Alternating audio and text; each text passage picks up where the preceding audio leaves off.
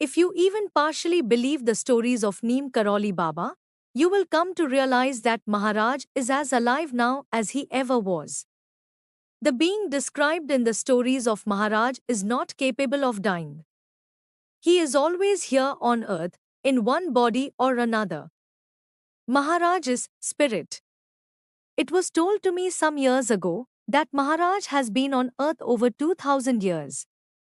He simply leaves his body when it gets old, then gets a new one. Maharaj once said, the body has to finish. Usha Bahadur narrated that shortly before Maharaj left his body, he said to Usha, soon I will get a new body. This body has become very old. Usha laughed. She said that it never occurred to her that Maharaj would actually leave the body.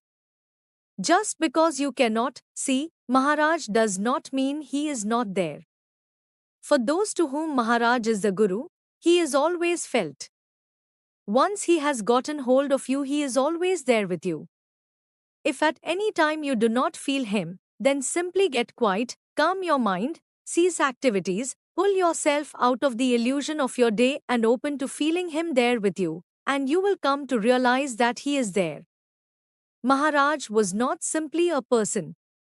Maharaj is a force, an immortal force of love and good.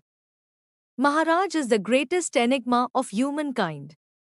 It seems he manifests in different bodies or indeed the same body in various eras. He was also caught many times being in several places at the same time. I once stood on the second floor in the back of Maharaj's Vrindavan ashram with Kabir Das and Shivaya Baba. They laughed and said, it is so strange that they built a Mahasmadhi temple on the spot where Maharaj's last known body was cremated, when there is ample proof that Maharaj had several bodies.